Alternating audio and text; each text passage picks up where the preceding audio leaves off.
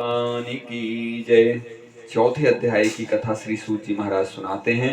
वैश्य ने यात्रा प्रारंभ करने का मन बनाया। उसी समय भगवान ने सोचा कि इस साधु वैश्य का मन बदला कि नहीं बदला। भगवान ने भेष बदला, दंडी महात्मा का भेष बना करके प्रभु नारायण आए और उस साधु वैश्य से पूछा, साधु वैश्य तुम्हारी नाव में क्या है?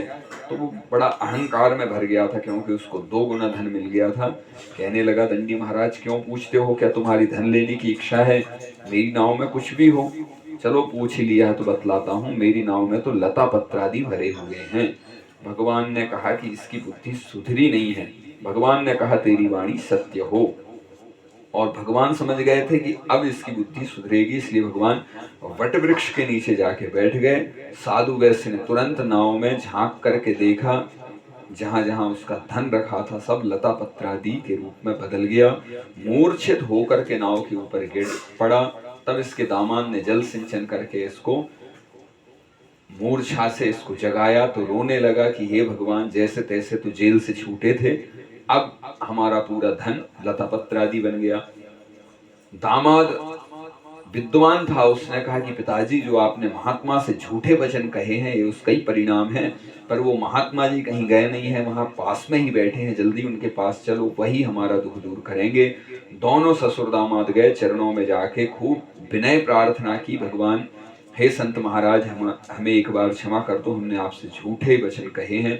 भगवान ने कहा कि मैं महात्मा के रूप में साक्षात नारायण हूं और तूने बार बार झूठा संकल्प किया है। तब तो चरण पकड़ लिए साधु वैश्य ने और कहा, महाराज आपकी माया से मोहित होके तो बड़े बड़े देवता भूल कर बैठते हैं, फिर तो मैं साधारण सा मनुष्य हूं, एक बार और मुझे क्षमा कर दो, अब मैं जीवन में गलती नहीं करूंगा। भगवान ने कहा, जा तेरा धन तुझे मिल जाए।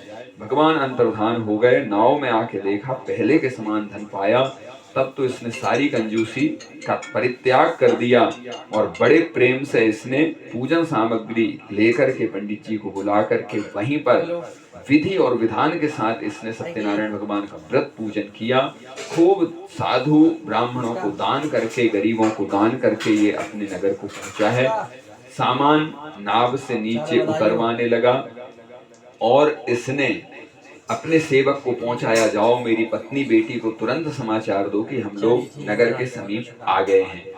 जैसे ही ऐसा समाचार मिला, लीलावती तुरंत पूजन प्रसाद ग्रहण करके अपने पति के दर्शन को आई। पति का दर्शन हुआ, पर कलावती जब आई तो उसके पति को भगवान ने नाव के सहज जल में डुबा दिया। तब तो रोने लगी, मेरा पति ही ना रहा तो मैं जीवित रह के क्या करूंगी, मैं भी जलकर के सती होंगी। माता पिता बड़े दुखी हो गए, कुछ समझ में ना आया तो सत्यनारायण भगवान से प्रार्थना की कि प्रभु एक बार आप गलती क्षमा कर दो, अगर कुछ हमने भूल फिर कर दी हो।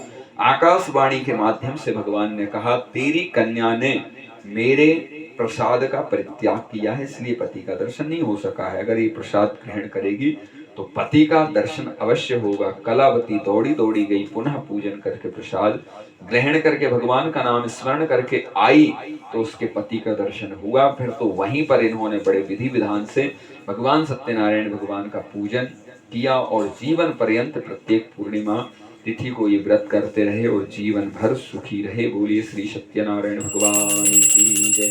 श्रीमन्नारायण।